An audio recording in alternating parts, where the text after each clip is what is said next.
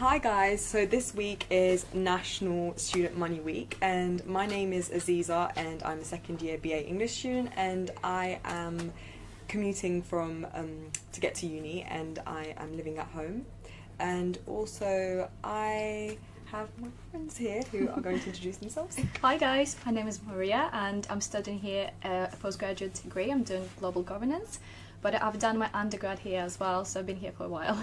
And I just rent privately a room outside of campus, and I've always tried to find a room which is close to campus, so I've always walked. So yeah, I'm just walking here every day. And hi, my name is Mina. I'm a second year student in politics and law. I rent privately around campus, and I also work on campus and off campus, so I practically walk everywhere. Yeah. And this live session is basically about budgeting, and I'm going to quickly explain to you what a budget is.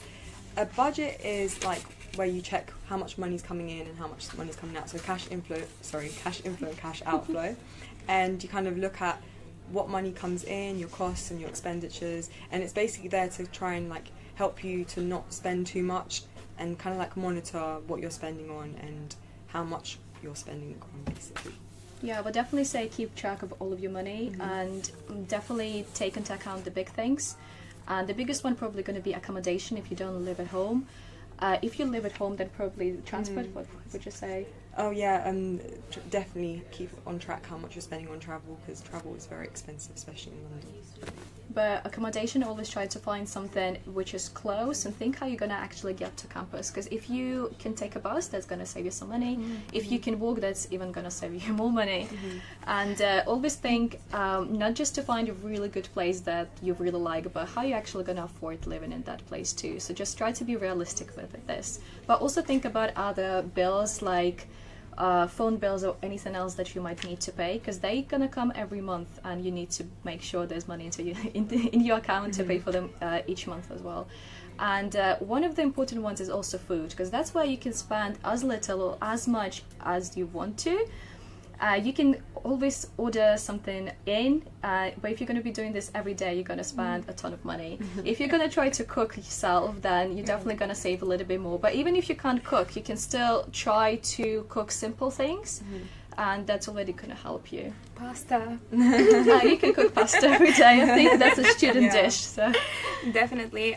Also, in addition to what you said, actually, keep in mind that your bills might change from summer to winter periods.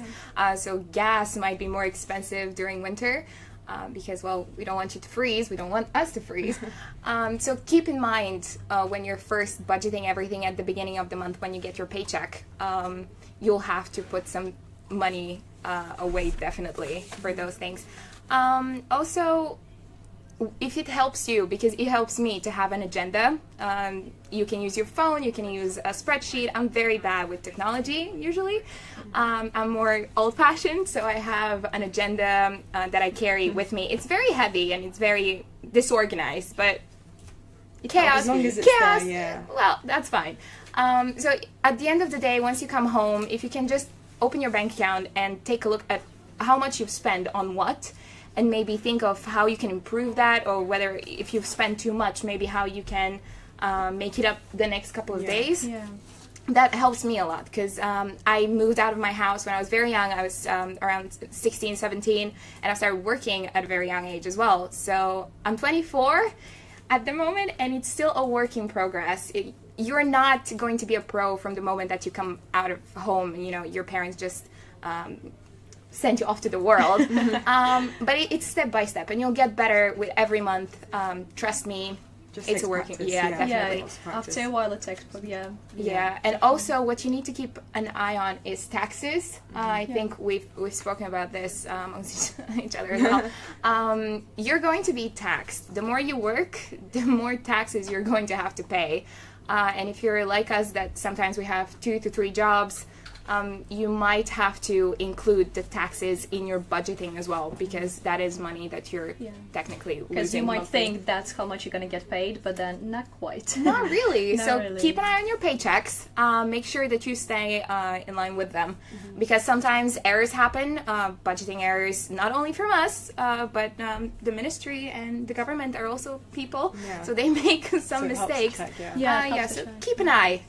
Hopefully that won't happen. But It's not all bad. Like if you do budget, and it does like have its perks, because you get to have like, you know that you like kept you on track, like how much you've spent and how much you like have saved. So you got like some money left over to splash out on yourself, because you know that you've like looked at your finances and you've been organised. So it doesn't have to be all daunting and bad. Yeah, Definitely. definitely. And you can save for the things you actually do really enjoy, instead of just like splurging on food from a local restaurant every day. You can save money to go traveling. You can buy something you always wanted to buy. You can buy presents for your family and friends. So really do try to budget, and do try to keep some money on the side in your savings, because you never know when it's going to be that trip you want to do, or that really important occasion you need to go to, and you need to buy a present but you don't really have money. So always try to have some money on the side and just keep them there for just any occasion.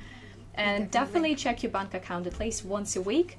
Just don't wait for the bank to let you know that, oops, you're in overdraft now. Yeah, they Just do send statements, but it's better to go on Yeah. online banking, because it's so much faster and so much easier. yeah, it's so much faster. You can have an app on your phone, so definitely do that. Definitely check where your money actually goes. true. And so, obviously, with all these like costs, you want to know how to like have more money coming in. It's important to know that there are ways of like having more money coming in, and one way that you can have like that can like there's a way where you can have like that can help with your finances, and that is in some situations you can apply for a bursary or a scholarship, and each year they have scholarships and bursaries awarded to UK and EU international students. So that's also another way for you to like have money coming in, like, and it's a privately funded like scholarship, and they'll determine how much like is given to you by your like, and whether you're eligible for it on the system. So it's kind of different for every single individual. And I would say if you wanted to know more about scholarships, and that's something that you want to know more about, definitely visit www.mdx.ac.uk/scholarships, and just to put it out there, it's very handy. So if you do need another way, because obviously jobs is something that we all have, but there are other ways too. Definitely check, because you might not even know that you're eligible for a scholarship, and if you're not going to apply, you're not going to get it. So definitely have a look and definitely check. It's always worth checking, even if you don't get it. You've tried. You've So, applied. Yeah, exactly. That's already good. And the more things you apply for, the better you get at it. I'm very bad with That's a submitting skill documents, as well. to be honest. So it's always good to kind of keep on track with everything. Definitely. Would you guys say that you're really good with budgeting, or is it kind of a struggle? Because you've mentioned that you still think you're learning, but do you think it's still progress? I'd like to think that I am, but then living at home, I don't know if I can be the best person to speak, because obviously like it does help living at home. My mum does like cook for me, make me food, so it's I like miss that. don't have to think about food and stuff. But I think over time I've definitely become a lot better. Like before I would just splash out, like if I want it, yes, I'm gonna go shopping, get it. But now it's just like, let's be a bit more realistic. Let's learn how to save, because it's not like my mum's not always gonna be there, so I have to think about me and by myself and what it would be like if I wasn't living at home. So it's important to practice beforehand, because obviously I am going to live on by myself one day, so it's important to like think about stuff like that. Yeah. So they're just like a learning curve. You need to start at some point to learn how to manage your own money. I mean, I still have those little moments where I know I shouldn't, but then you see a pair of shoes, a book maybe, or something else that you really, really want. And yes, sometimes you can go and be like, okay, I'm just going to buy it, whatever. And you can do it every now and then. Just try not to go... Overboard. Yeah, try not to do it every month. Yeah. Because then you'll get in trouble. Bank will usually allow you to go on a minus every now and then. But don't do it as a regular occurrence, because it's not going to benefit you. Trust me. It's a bad habit as well. So Yeah, it's a try very not bad to do habit. it. Definitely be realistic with all of your spendings. Can you actually afford buying what you would like to buy? And do you actually need it? Because then if you don't really need it and you can't really afford it, just don't buy it, because then in the long run it's not going to bring you any joy really. So True. just don't buy it.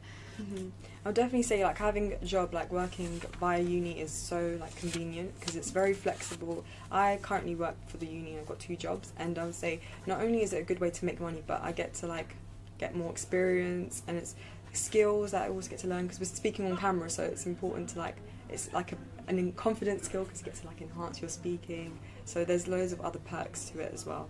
But yeah, definitely. I would say that overall I've been quite good with budgeting over the years. I've never went to overdraft because I've been so scared to actually seeing this minus. So I've always tried to cover all of my fixed costs with a job. So every time that I would need to pay for rent, I would always make sure that I actually have this money coming in this month. Definitely. So I would only have like loose costs that I would cover with my loan, but I would at least have my fixed costs covered with my rent.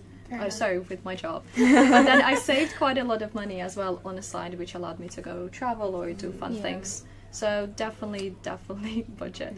It's important to have fun as well. So yeah, as long as if you're budgeting, that will allow you to have fun as well. Like just take it slow in the beginning. Don't spend all of your loan in one go because it is exciting. Like it's seeing really all that money exciting. come through, Yeah. it's like yay, okay. But then it's just like wait, there's take costs. it slow. Definitely do step at the time, Yeah. and then you're gonna learn how to do this. Definitely. Also, the fact that the university also provides jobs for students is a big bonus.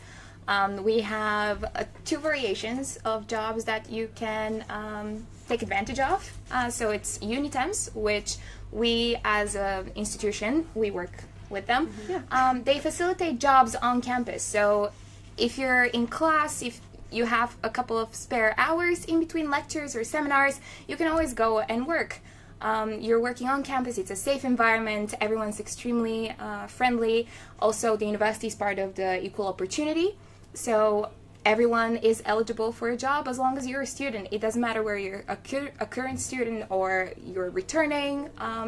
There is always going to be a place for you at MDX. Also, we have MDX Works online, which we advertise jobs off campus. So if you're looking for something external, you can log in with your student credentials, and it's really easy, honestly. It's always nice to know there's something out there for everyone, and like there's ways of making money, and you don't feel like alone, like stuck. So it's really good that there's a lot of help available on campus as well to how to apply for a job as well, how to do your covers, how to do your CV. So you definitely just need to ask. So every time you have a question you don't know how to do it, just ask. There's help available. Absolutely. And I would say that university is really good with its own students. And we also pay students really well. Well, university pays students really well. Middlesex and Student Union for Middlesex as well are part of London Minimum Wage Foundation. They're accredited employers. So they're always going to be paying their students London Minimum Wage, which is definitely great because it's recently increased. So, absolutely. Definitely it's a really good place to work. And also, university runs a really good scheme called Student Ambassador Scheme. That's where you can apply and actually represent your university and any events that are happening on campus as well to new students. And my personal story that when I came to an open day about 5 years ago, and it's lovely to see her carrying on from just thinking about MDX to actually being a student and trying actually get a student ambassador role as well next year. So it's really inspiring to see that you can actually help students while being a student yourself. And also make money at the same time, which is great. Definitely. And I would say like some top tips like on saving money. Like I don't know if you guys like have any like top tips. Well, personally, I have like the travel card, which definitely helps me out because I know that I like to travel a lot. So when I'm coming in and out, like if I had to just pay as you go and on its own, I think I'd just literally be in debt, honestly. But having that travel card is so helpful because I can tap in, tap out throughout the day whenever I want. And also there's different zones, so it's important to check which zone you're coming from. Because like with me, like it would help having from zone 1 to 4, but because it's a tad bit more expensive, I take the bus route instead, so I have zone 1 to 3. So I save 10 quid a month, which is quite cool. So yeah, if you've never lived in London before, it's going to take time to actually realize how that works. So again, when you're looking for accommodation, think where it actually is, if you're going to be paying more or less, if it's a different zone. Definitely I would say my top tip is railway card. It not only saves you money on railway journeys, which everyone knows, but it also saves you money on single fares on undergrad as well. You can actually save 1/3 there too. So if you don't really need to have a travel card, if you don't actually travel every day, you can still save some money on the side. So is just connected to my Oyster account, and I save some money that way. Fair So enough. yeah, it's definitely really good. Yeah, that helps. For me, I have two. So first is the NUS card. NUS card will give you a lot of benefits. You'll have 10% off at supermarkets. You'll have discounts at pizza places, like Domino's, for example. I even believe that companies like Purchase and Lola's actually give student discounts as well, as long as you have the card with you. And the second one is we have a lot of options regarding food and drinks on campus. So we have Starbucks, we have Subway, and other places to eat. You also have vending machines and halal and vegetarian options. However, it always helps to bring something from home, considering the fact that if you're a cook, or not like I am, you can always bring a sandwich or two. But if you do like to cook and you're good at it, you can just make your food the day before and then bring it with you on campus. There is a microwave, so you can preheat it, and it'll be better for you, and you might save a couple of actually a lot of money on food if you just bring your own home. Definitely. There are loads of options. Like I said, they've done so many, like with what's it called, the co-ops. They've got 10% student discount, Definitely. and then Costco have the student discount buy stuff as well. And they've recently made the meal deal cheaper because it's like $3.75 or something like that. So it's $3.50 now. So that, when I found out, I was like, oh, okay. But Yeah, definitely waste. Yeah. Yeah. And definitely bring your own water bottle on campus as well, because there's True. water fountain in Yeah. each building, so you don't actually need to buy mineral water. It's just right there for you for free. And there's That loads helps of a them lot. as well, so you don't have to like walk too far. Yeah, in every building. Yeah. So. True. You have supermarkets and other food joints around campus. Is 3 minutes walking distance from the main building. Cost Cutter is right across the road from Basically, Hitchcroft. So they're all around. You just need to kind of find them and find your best way of actually managing your money, because we can tell you our experiences, but at the end of the day, you need to think exactly what works for you and how that will benefit your own budget. Because I think all three of us, we have different budgets and different things that we do. We deal with the whole budget and everything to do with money very differently, but Absolutely. I think we all can say Yeah. that it's a learning curve, and you just need to find your way and how that works for you. It's important to like think about also, like, although it's handy on campus, like having a budget, I'd say having a budget in London in itself, like, is so handy, because like London is a great city. Like, obviously we know it's like an expensive city, but like all of us live in London, so we all manage to budget effectively and enjoy living in London and make the most out of it. Like, personally, I know it's cold now and going to the park is not really the best option, but I like going to the park. But like there's like museums, galleries, like I went to the National Portrait Gallery, and that was really cool. Nice. But yeah, I don't know if you guys like know of any like nice places in London that are pretty cheap or even free. I would definitely say that museums, that's kind of popular, that London is really famous for its museums, but it's for a reason. You can actually go and see lots of interesting things. Definitely. A lot of museums got free tours as well, so it's not like you just go and you don't really know what you're looking at. You can actually get a tour guide, and we'll explain to you what you're actually looking at, how is that related, and you can even relate it to your studies as well, depends what you're studying. Definitely. So just think of it as an opportunity to learn something, and definitely go. I would say one of my great tips is Mousetrap. That's a website where you can actually find tickets for theatre for about £10.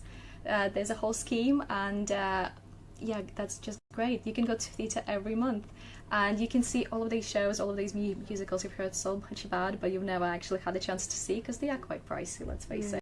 True. But for £10, definitely go. Definitely register and go. It's definitely See, worth I it. need to write that down too. What's it again? Mousetrap. Sorry. No, it's definitely great. Another one is Royal Opera House. Got a ticket